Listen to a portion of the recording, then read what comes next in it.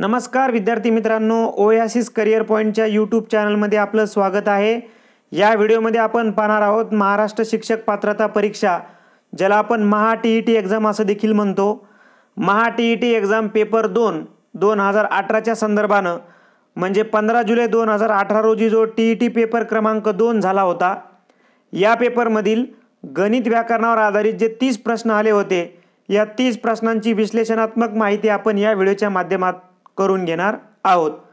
तर आपण पेपरचा जर संदर्भ घेतला तर पेपर 2 साठी इंग्रजी विचारले जाते, 30 गुणांसाठी 30 प्रश्न विचारले जातात। प्रश्नपत्रिकेमध्ये प्रश्न क्रमांक 1 ते प्रश्न क्रमांक 30 या दरम्यान प्रश्न विचारलेले असतात। तर अधिक वेळ न घेता आपण जो 2018 मध्ये पेपर क्रमांक 2 झाला होता, या पेपर क्रमांक 2 मधील गणित विषयाच्या संदर्भाने जे प्रश्न विचारले होते त्याविषयी थोडीशी चर्चा करूयात। प्रश्न बघा काय आहे। Select the word which best expresses the meaning of the underline word in the given sentence. Sentence आहे, Raju is interested in the medical science which is related to the study and treatment of the disease of the skin. आता इथे जिथे underline केलेले आहे म्हणजे medical science which is related to the study and treatment of the disease of the skin, म्हणजे थोडक्यामध्ये याचा अर्थ काय, अंडरलाइन केलेल्या वाक्याचा अर्थ काय, म्हणजे हा प्रश्न जो आहे हा वन वर्ड सबस्टिट्यूशनवर आधारित विचारलेला आहे। तर साधारणतः तुम्हाला लक्षात आलं असेल की स्किन डिसीजच्या संदर्भानं तुम्हाला हे शब्दाचा अर्थ आहे, म्हणजे स्किन डिसीजचा अभ्यास कोणत्या शाखेमध्ये केला जातो। तर आपल्या प्रश्नाचं उत्तर साहजिकच होईल, आपण हे खूप वेळा चालता कुठेतरी रोडला वगैरे ऐकलेलं असतं, डर्मॅटॉलॉजी, डर्मॅटॉलॉजिस्ट स्किनचा अभ्यास करणारा तज्ज्ञ असतो ना, तसं स्किनचा अभ्यास करणारा शास्त्रज्ञ कोण, म्हणजे शास्त्र कोणतं असतं, डर्मॅटॉलॉजी। ठीक आहे, म्हणजे आपल्या प्रश्नाचं उत्तर पर्याय क्रमांक 2। परंतु येणाऱ्या एक्झामला तुम्हाला हे पण विचारू शकतात, पेडियाट्रिक्स किंवा न्यूरोलॉजी किंवा गायनेकॉलॉजी। तर आपल्याला त्याच्याविषयी थोडीशी माहीत पाहिजे। जसं पेडियाट्रिक्स म्हणजे बालरोग तज्ज्ञ, त्याच्यामध्ये काय असतं, the study of health care and management of infants, children and ॲडॉल्संट।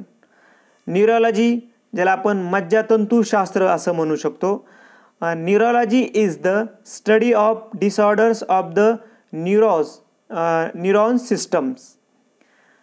गायनेकॉलॉजी ज्याला आपण स्त्रीरोग शास्त्र किंवा प्रसूतीशास्त्र असं म्हणतो, याचं काय होईल description, is the medical practice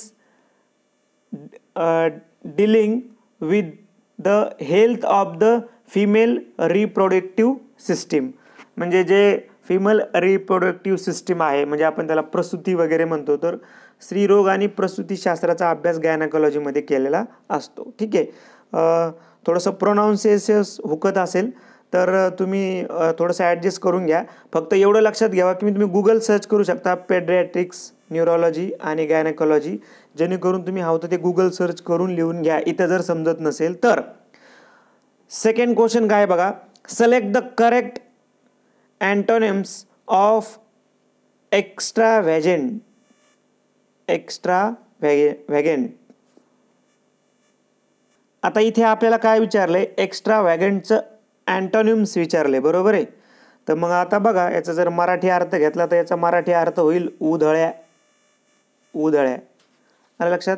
तर मग आता याच्या विरुद्धार्थी शब्द कोणता येईल, तर उधळ्या म्हणजे कमी खर्च करणारा। मग आता बाकीचे शब्द जे आहेत, आता सेन्सिबल म्हणजे काय, सेन्सिबल म्हणजे विवेकी, जाणता, शहाणा, म्हणजे इथं काही संदर्भ लागत नाही।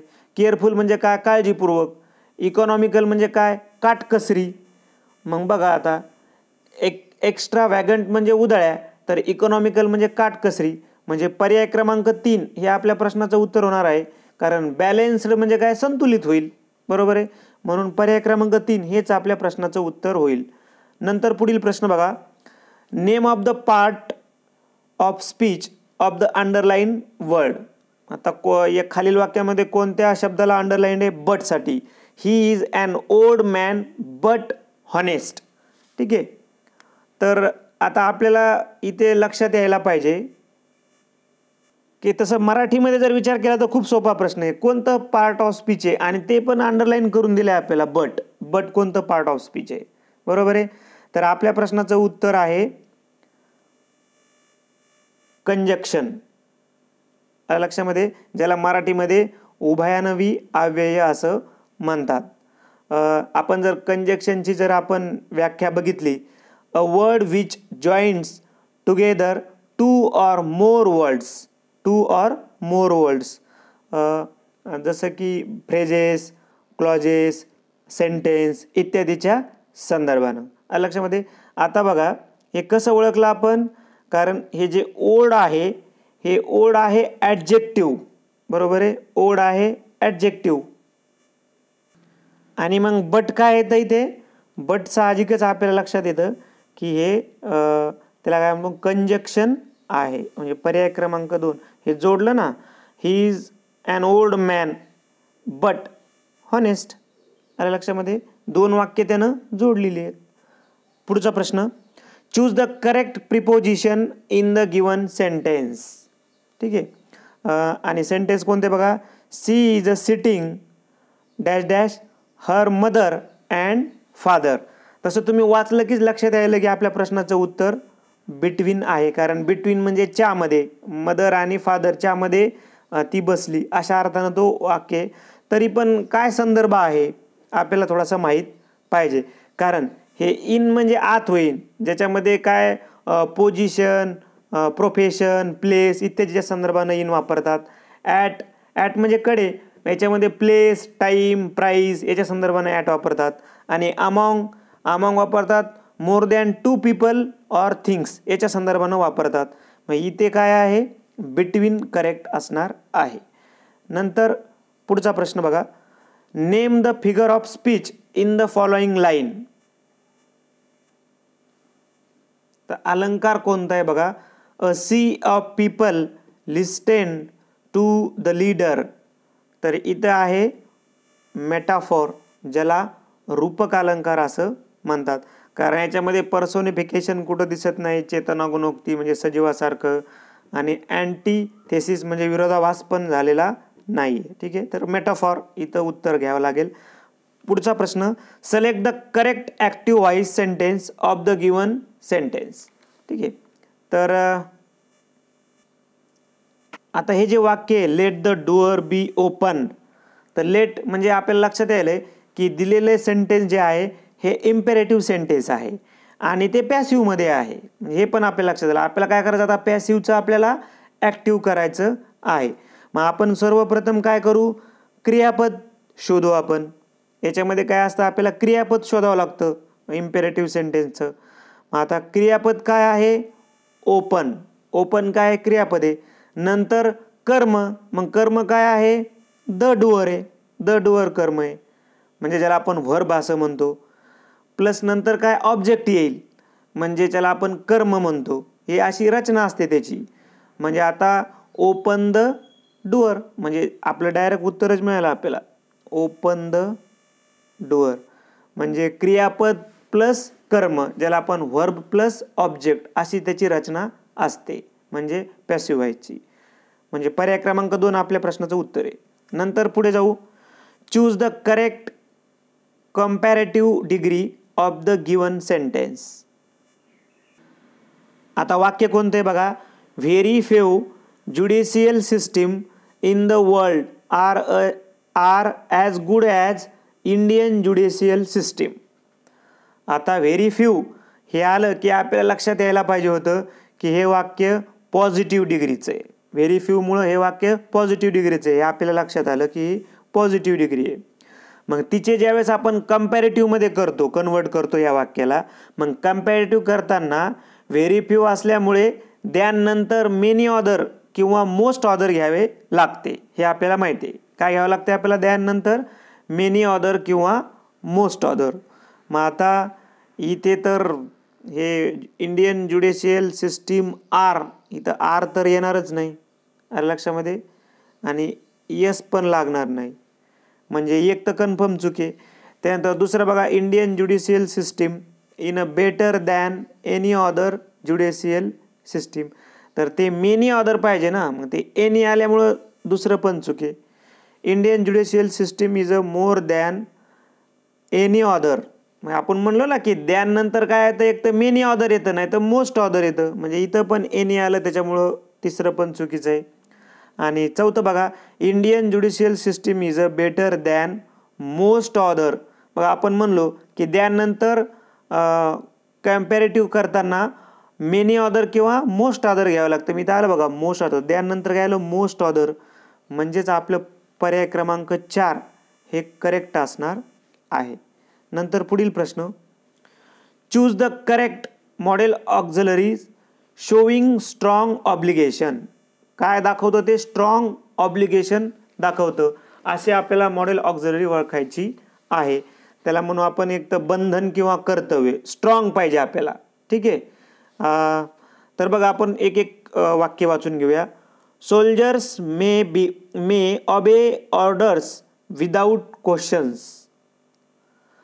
Soldiers must obey orders without questions. इथं मे आले, इथं मस्ट आले. Soldiers can obey orders without questions, can आले. Soldiers will obey orders without questions, इथे विल आलं. आता जर आपण आपल्या प्रश्नाचं मध्ये स्ट्रॉंग ऑब्लिगेशन, तर आपल्याला असं लक्षात येते की मस्टमध्ये दिसतं स्ट्रॉंग. आलं लक्षामध्ये. म्हणजे पर्याय क्रमांक 2 हे आपल्या प्रश्नाचं उत्तर आहे. पण मे काय दर्शवितं, मे पॉसिबिलिटी, परमिशन, विश असं आपल्याला लक्षात येतं. मे आपल्याला शो करतं. कॅन काय शो करतं, ॲबिलिटी, परमिशन, पॉसिबिलिटी. आणि विल प्रॉमिस, त्यानंतर थ्रेट, त्यानंतर पोलाईट रिक्वेस्ट किंवा प्रेडिक्शन हे आपल्याला शो करतं विल. मात्र इथं मस्ट आपल्याला स्ट्रॉंग ऑब्लिगेशन शो करतं. म्हणून पर्याय क्रमांक 2 आपल्या प्रश्नाचं उत्तर होईल. त्यानंतर पुढील प्रश्न, choose the correct use of enough in the following sentence. आपल्याला इनफचा यूज करायचा आहे. तर तो खालील वाक्याच्या संदर्भानं करेक्ट कुठं झाला आहे ते आपल्याला शोधावं लागेल. आता हे इनफ म्हणजे काय आहे, हे इनफ जे आहे हे त्याला आपण ॲडव्हर्ब म्हणू. म्हणजे फिगर ऑफ स्पीचमध्ये त्याला ॲडव्हर्ब म्हणलं जातं. बरोबर आहे. तर आता बघा पहिलं वाक्य वाचून घेऊ, म्हणजे आपल्याला एक एक कळेल. किमान आपल्याला चुकीचे कोणते ते तरी कळलं पाहिजे. She is a very strong enough walk 5 miles every day. आता बघा इथं व्हेरी स्ट्रॉंग इनफ, मग इनफ जर आपण ॲडव्हर्ब बोललो, बरोबर आहे, तर व्हेरी पण, स्ट्रॉंग पण आणि इनफ पण, म्हणजे इथं 3 ॲडव्हर्ब एकामागं एक येतील काय, ते येत नसतात. 3 तर येणारच नाहीत. म्हणजे पहिलं चुकीचं आहे. शी इज अ सो, म्हणजे सेकंड बघा, शी इज अ सो, इथं पण आलं स्ट्रॉंग इनफ, इथे पण 3 आले, म्हणजे दुसरं पण चुके. बघा तुम्हाला कसं का व्हायना, तुमचं एक तुम्हाला मार्क्स पडला पाहिजे इंग्लिशमध्ये, तुम्ही कोणताही इथं ट्रिक्स वापरू शकता. तिसरं बघा, she is a strong enough to walk 5 miles every day, म्हणजे तिसरं आपल्याला बरोबर वाटतंय. आता चौथं का चुके बघा, she is a enough strong to walk 5 miles every day. आता हे असं स्ट्रॉंग टू कधी येत नसतं, कारण तर ते इनफ टू पाहिजे होतं. स्ट्रॉंग टू ज्या जागेवर काय पाहिजे होतं, इनफ टू पाहिजे होतं. म्हणजे पर्याय 3 मध्ये बरोबर आहे बघा, enough to, strong enough to, म्हणून पर्याय 3 बरोबर आहे. आणि स्ट्रॉंग टू असल्यामुळं पर्याय चुकीचा आपण ग्राह्य धरू शकतो. म्हणजे इथं बघा पहिल्या 2 मध्ये आपण 3 ॲडव्हर्ब येत नाही बोललो म्हणून चुकले, आणि तिसरा पर्याय आपण करेक्ट घेतलेला आहे. कधी कधी जरी तुम्हाला उत्तर येत नसलं तर चुकीचे बाहेर काढा, जे बरोबर येतं ते तुमचं उत्तर ठरवा. असंही आपल्याला मार्क्स घेण्याचा उद्देश आहे. आपल्याला काही इथं इंग्रजीचं तज्ज्ञ व्हायचं नाही. त्यानंतर पुढील प्रश्न, select the most appropriate alternative to fill in the blank. वाक्य बघा काय आहे, what are you dash dash in the kitchen cupboard. थोडा जर आपण या वाक्याचा मराठी अर्थ जर घेतला तर आपल्याला इथं काय कुठला काही सिद्धांत लावायची गरज नव्हती. कारण बघा आता हे लुकिंग इन आपण जर इथं टाकलं तर इन हे काही इथं संदर्भ लागत नाही, म्हणजे ऑप्शन एक तर कटच झाला आपल्याला आहे. ठीक आहे, काय होईल, आपण स्वयंपाकघरातील कपाटात काय शोधत आहोत असं जर आपण प्रयत्न केला. आता हे लुकिंग ऑन, आपण बघत आहोत म्हणजे आता बघत आहे हा संदर्भ इथं लागत नाही. लुकिंग आफ्टर, त्यासाठी पाहतोय असं बी काही संदर्भ लागत नाही. लुकिंग फॉर, आता बघा, what are you looking for, इथे looking for in the kitchen cupboard, म्हणजे आपण स्वयंपाकघरातील कपाटात काय शोधत आहे, म्हणजे बरोबर आहे, काय शोधत आहात म्हणावं लागेल. बरोबर, म्हणजे पर्याय क्रमांक 4 इथे बरोबर बसेल. ठीक आहे. नंतर पुढील प्रश्न पॅराग्राफवर आधारित प्रश्न आहे. Old age is generally a depressing period because, आणि तुम्हाला काही पर्याय दिलेले आहेत. म्हणजे इथे तुम्हाला काय करायचं आहे, मिनिंग घ्यायचा आहे, या पॅराग्राफचा मिनिंग घ्यायचा आहे, आणि ते मिनिंग घेऊन जर उत्तर काढलं तर ऑप्शन 3 हे आपलं उत्तर आपल्याला मिळतं. ठीक आहे. त्यानंतर next, the strength of bones can be increased by exercise because it. आता मी तुम्हाला इथं डायरेक्ट उत्तर सांगतो. बघा इथं, when stress in place on bones through exercise calcium content raises with the, म्हणजे इथंच आपल्याला प्रश्नाचं उत्तर मिळालंय. म्हणजे पर्याय क्रम बघा, increase the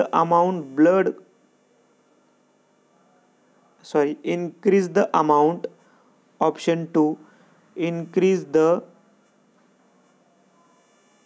calcium content in bones. हे बघा, हे आपल्या प्रश्नाचं उत्तर होईल. पुढचा प्रश्न, the word exhale means breathe in, breathe out, breathe slowly, breathe fast. तर इथे आहे ब्रेथ आउट. म्हणजे जर तुम्ही इथं शोधलं, the amount of air a person can exhale after a deep breath. ठीक आहे, यावरून तुम्ही अर्थ काढू शकता की ते ब्रेथ आउट उत्तर येईल. Next, which one of the following statements incorrect as per passage.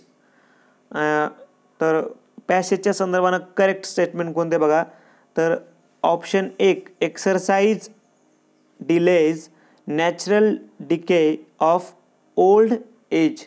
तुम्ही जर इथं बघितलं, this age associated declines can be delayed by exercise.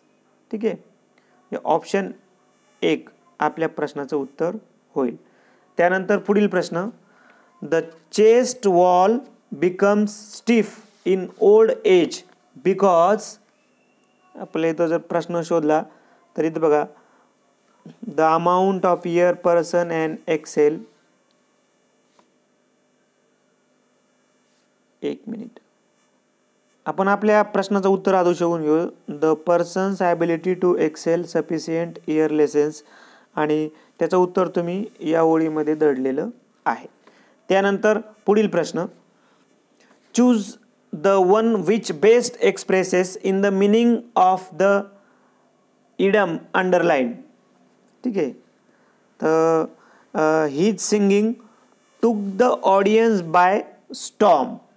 He singing took the audience by storm. Took the audience by स्टॉर्मला underline आहे, आणि त्याचा आपल्याला अर्थ शोधायचा आहे.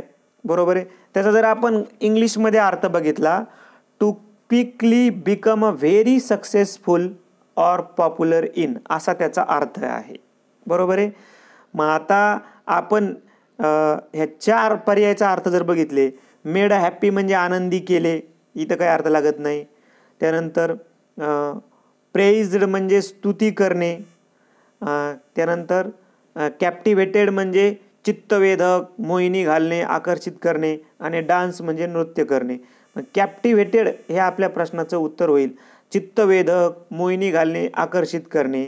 बघा आता, he singing to the audience by storm म्हणजे त्याच्या गाण्यानं, बरोबर आहे का, चित्त वेधून घेतलं त्या ऑडियन्सचं, किंवा त्यांना मोहिनी घातली, किंवा त्यांना आकर्षित केलं. म्हणजेच आपल्या प्रश्नाचं उत्तर पर्याय क्रमांक 3 होऊ शकतं. त्यानंतर पुढील प्रश्न, select the most appropriate alternative. आणि आपल्याला साधारणतः 2 रिकाम्या जागा आहेत. Dash dash computer allows to deal with the dash dash lot of data quickly. तर आपल्याला बघा इथं आर्टिकल्सवर आधारितच हा प्रश्न आहे. बघा आता कम्प्युटर एक विशिष्ट वस्तू आणि घटक आहे, त्यामुळे इथं द घ्यावं लागेल, म्हणजे the computer allows to deal with. आता इथं घ्यावं लागेल आपल्याला अ घ्यावं लागेल, म्हणजे ऑप्शन 3 हे आपल्या प्रश्नाचं उत्तर आहे. आता का घेतला आपण? आता लॉट ऑफ या फ्रेजच्या अगोदर हे आर्टिकल येते, म्हणजे लॉट ऑफ ही एक काय फ्रेज आहे, म्हणून फ्रेजच्या अगोदर हे आर्टिकल येतं. हे फिक्स असतं फ्रेजच्या संदर्भानं, त्यामुळं अच आपल्याला इथं घ्यावं लागेल, म्हणून ऑप्शन 3 हे आपल्या प्रश्नाचं उत्तर होईल. नंतर पुढील प्रश्न बघा. Fill in the blank with the most suitable alternative to make the sentence meaningfully complete. ठीक आहे. आता आपल्याला वाक्य कंप्लीट करायचं आहे ना. If we tried hard. मग आता दिलेले वाक्य जे आहे हे इफचं आहे. आपल्याला लक्षात आलं की इफचं वाक्य आहे, त्याला दुसऱ्या भाषेमध्ये काय म्हणतात, कंडिशनल क्लॉजचं आहे ते वाक्य, बरोबर आहे.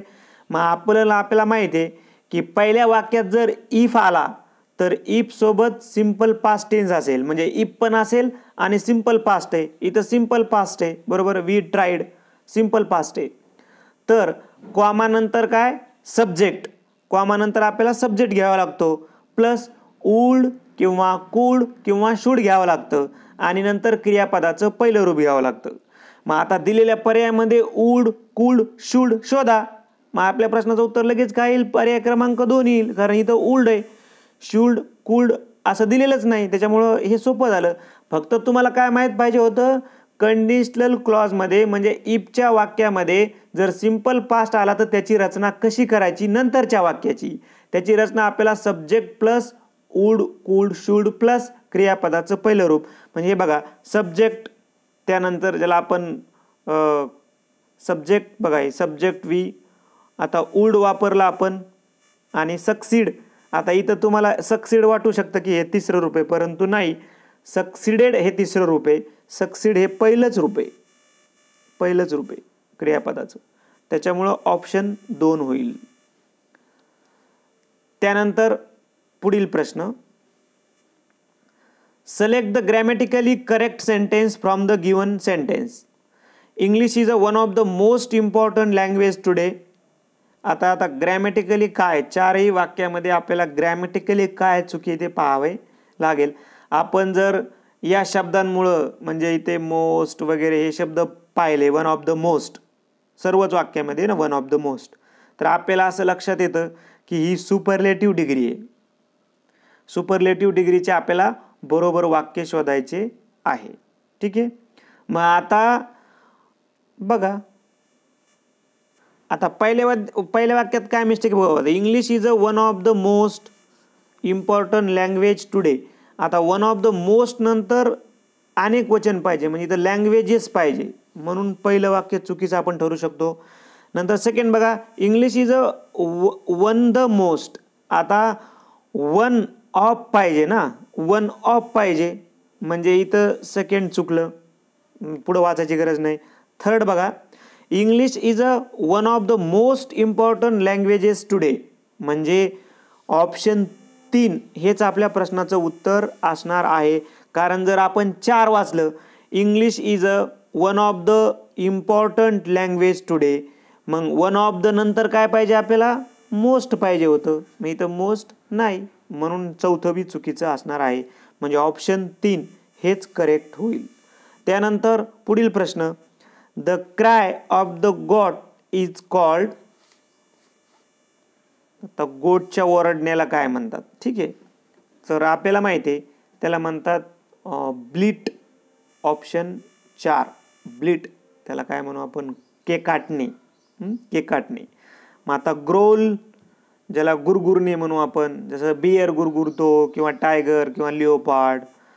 नंतर बज, ज्याला आपण घोंगावणे म्हणतो किंवा गुणगुणे म्हणतो, हे बज कोणाचं असतं, बीचं असतं, बी म्हणजे मधमाशीचं असतं. आणि क्रॉक जे असतं तर ते खोल कर्कश आवाज असतो फ्रॉकचा, फ्रॉकचा असतं. कधी कधी सेम प्राणी येऊ शकतात, 2-2, 3-3 प्राण्याचा आवाज येऊ शकता, असं नाही की तिथं फ्रॉगच येईल फक्त. ठीक आहे. तर ते तुम्ही समजून घ्या, तुम्ही सर्च करा, त्याच्यावर आपण एखादा व्हिडिओ बनवू सेपरेट, जेणेकरून आपला 1 मार्क क्लिअर होईल. नेक्स्टमध्ये जाऊ. नंतर rearrange the given parts of the sentence which are labeled P, Q, R and S to make the most meaningful sentence. ठीक आहे.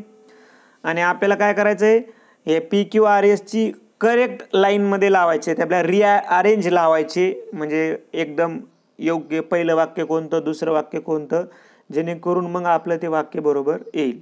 आता आपण जर बघितलं तर या वाक्यामध्ये बघा, राजा रमन हे नाऊने, राजा रमन हे काय आहे, नाऊने, आणि नाऊन कॉड व्हर्ब म्हणजे असं आलं ना, कॉड व्हर्ब नंतर आलं म्हणजे वाक्याचा शेवट या सेंटेन्सनं होतो. हे बघा कुठे तो, बघा हे राजा रमन जे आहे ना, हे नाऊन आहे, ते कॉड नंतर आले, आणि कॉड हे काय, व्हर्ब आहे, म्हणजे यानं वाक्याचा शेवट होणार. आलं लक्षामध्ये, यानं वाक्याचा शेवट होणार, हे आपलं ठरलं. आता तर आता वाक्याची सुरुवात व मध्यभाग हा, म्हणजे वाक्याचा शेवट जर कॉड राजा रमन होईल तर मग वाक्याची सुरुवात व मध्यभाग हा नामाबद्दल माहिती देणारा असणार, म्हणून वाक्याची सुरुवात कशाने होईल, ॲन ओल्ड किंग अशी वाक्याची सुरुवात होईल. म्हणजे ॲन ओल्ड किंग अशी वाक्याची सुरुवात होईल, म्हणजे वाक्याची सुरुवात क्यूने होईल आणि वाक्याचा शेवट कॉल्ड राजा रमनने होईल. मग आता किंग या नाऊनबद्दल, किंग या नाऊनबद्दल पी हे सेंटेन्स माहिती देते की नाही, म्हणजे कोण देतं, अबाउट, त्याला काय म्हणू आपण, about 2000 years ago in the south of India, म्हणजे हे आपल्याला किंग या नाऊनबद्दल माहिती देतं. म्हणजे आपल्याला 2 नंबरला म्हणजे सेकंडला घ्यावं लागेल पी, ठीक आहे. आणि मग आपल्याला राहिलं जे रूल्ड ओव्हर हिज किंगडम हे पण नंतर येतं, कारण यामधील साऊथ ऑफ इंडिया या फ्रेज नंतर रूल्ड हे क्रियापद येतं. म्हणजे आपल्याला काय करावं, QPRS, म्हणजे ऑप्शन 1 हे आपल्या प्रश्नाचं उत्तर होईल. त्यानंतर पुढील प्रश्न, find out the part of sentence which has an error.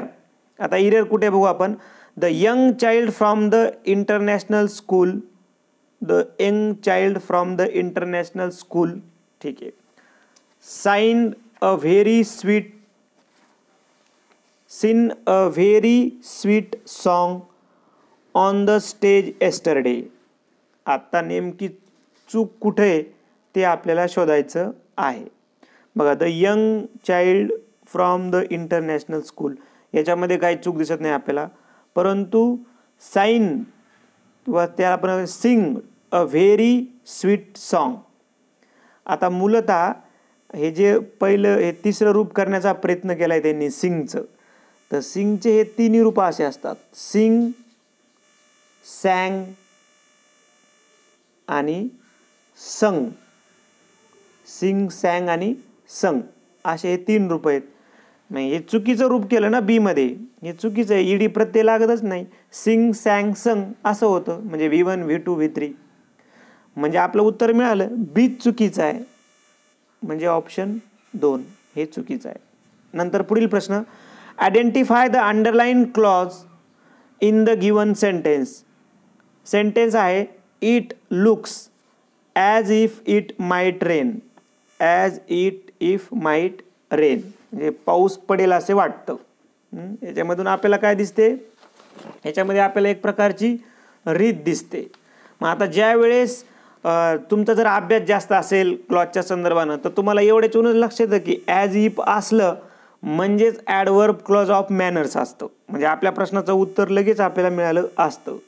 पण त्याचं जर आपण अजून त्याच्यामध्ये जर आपण खोलात जाऊन जर घेतलं, तर ज्यावेळेस आपण मुख्य वाक्याला हाऊने प्रश्न विचारतो, म्हणजे मुख्य वाक्याला जर आपण हाऊने प्रश्न विचारला, हाऊ डज इट लुक्स विचारला आपण मुख्य वाक्याला, इट लुक्स हे आपलं मुख्य वाक्य आहे, हाऊ डज इट लुक्स, तर आन्सर काय मिळतं, it might rain, it might rain. तर उत्तर आपल्याला गौण वाक्य जर मिळत असेल तर तो कोणता क्लॉज असतो, ॲडवर्ब क्लॉज ऑफ मॅनर, म्हणून आपण ऑप्शन 3 घेतलं उत्तर. नंतर पुढील प्रश्न, select the combination of number so that letter arrange accordingly will form meaningful word. त्यानं मिसमॅच करून दिलेत हे आपल्याला इंग्लिशचे अल्फाबेट्स. तुम्ही जर याला रिरेंज केलं म्हणजे याचा जर व्यवस्थित क्रम लावला तर एक चांगल्या अर्थाचा शब्द तुम्हाला म्हणजे त्या शब्दाला कुठला तरी अर्थ प्राप्त होणारा शब्द बनतो. मग त्यांनी काय केलं आपल्याला, तुम्ही काय करायला पाहिजे, फास्टमध्ये ह्या चारही ऑप्शन लावून बघायचे. मग तुम्ही जर ऑप्शन नंबर 2 जर गेला असता, बघा 2ला काय आहे पी, 5ला आहे ओ, त्यानंतर 4ला आहे एल, त्यानंतर 1ला आहे आय, त्यानंतर 6ला आहे सी आणि 3ला आहे ई. कोणता शब्द बनला अर्थाचा चांगल्या, पोलीस. ओके, म्हणून ऑप्शन 2 करेक्ट असणार आहे. नंतर पुढील प्रश्न, choose the correct use of used to in the given sentence. आता यूज टूचा वापर करताना आपल्याला माहिती आहे की ओल्ड ऐवजी यूज टू घ्यावे. सेंटेन्समध्ये इतर कोणतेही चेंजेस नको, हे आपल्याला माहिती आहे की इतर चेंजेस सेंटेन्समध्ये व्हायला नको आहेत. मग आपल्या प्रश्नाचं उत्तर होईल बघा, he would get up before dawn in his schools day. तर आपल्या प्रश्नाचं उत्तर हेच होईल. हे बघा, वुड ऐवजी काय दिले, he used to get up before dawn in the school days. ठीक आहे. मग आता आपण जर दुसरं वाक्य बघते, वुल्ड यूज्ड असं येणार नाही कारण ते वुल्ड जायलाच पाहिजे त्याच्याऐवजी. ठीक आहे. त्यानंतर यांनी परत इथं काय घेतलं, used to got up before dawn in the school days. आता इथं गॉट अप बिफोर असे शब्द आल्यामुळं हे पण चुकीचं आहे आणि ही यूज गॉट फॉर डाऊन. आता सगळ्यात महत्त्वाचं म्हणजे काय आहे की तुमचा जो नियम आहे ओल्ड ऐवजी, तर इथे तो करेक्ट बसतो. ऑप्शन 1 मध्ये तो करेक्ट बसतो. कारण दुसरे आपण शब्द बी आणू शकत नाही याच्याशिवाय. आपण म्हणलो ना की वुड ऐवजी यूज टू घ्यायचं आणि इतर काही वाक्यामध्ये बदल करायचं नाही, तर बाकीच्या सेंटेन्समध्ये वाक्यात बदल झालेला दिसतो. त्यानंतर पुढील वाक्य, select the one which best expresses the following sentence in indirect narration. How amazing it is I said. म्हणजे दिलेले सेंटेन्स हे एक्सक्लामेटरी आहे, आपल्याला लक्षात येतं त्या मार्क्समुळं, एक्सक्लेमेशन मार्क्समुळं.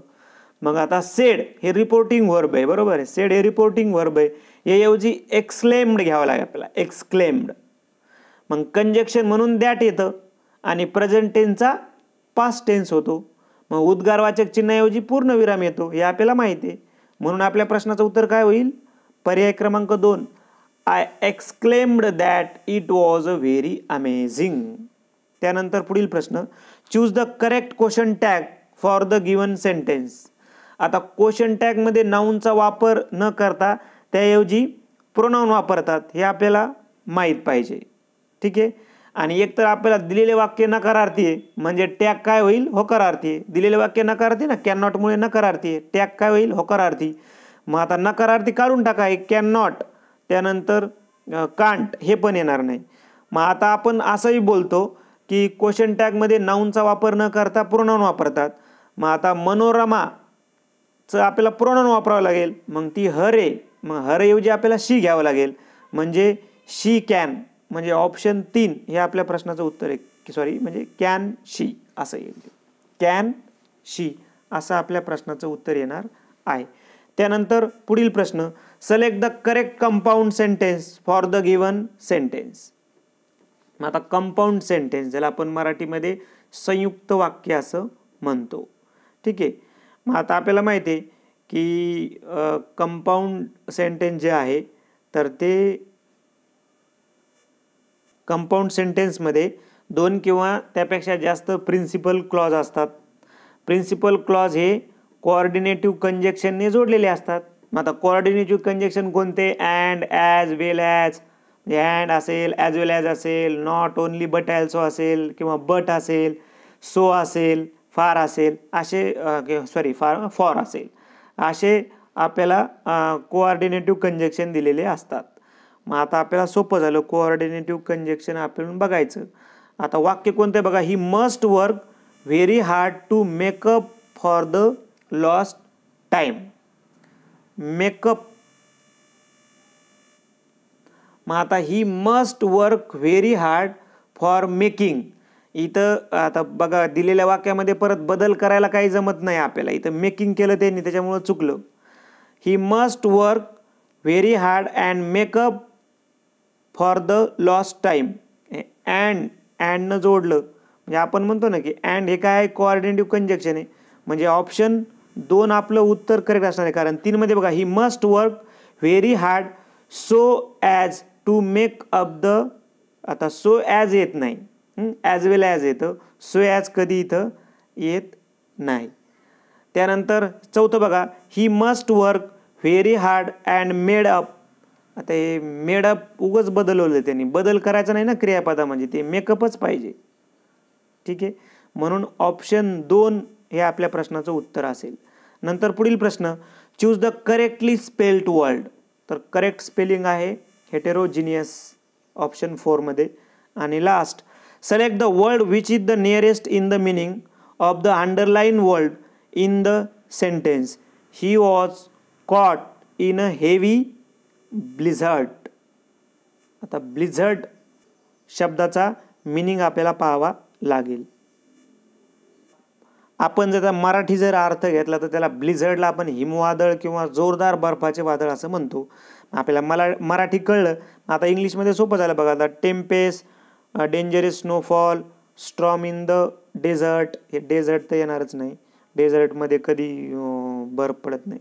डेंजरस स्नोफॉल ठीक आहे, पण snow storm with very strong winds, वाऱ्यासह बर्फ, म्हणून हिमवादळ म्हणले ना, म्हणून ऑप्शन 2 हे आपल्या प्रश्नाचं उत्तर असणार आहे. मला वाटतं आपण फक्त हा व्हिडिओ समजण्याच्या दृष्टिकोनातून पाहावा, जास्त ग्रॅमॅटिकली न पाहता उत्तर आपण कोणत्या पद्धतीने शोधू शकतो या संदर्भाने या व्हिडिओमध्ये माहिती दिली आहे. व्हिडिओ आवडला तर लाईक करा, आपल्या मित्रांना शेअर करा. त्याचबरोबर ओएसिस करिअर पॉईंटचं यूट्यूब चॅनल सबस्क्राईब करा. धन्यवाद.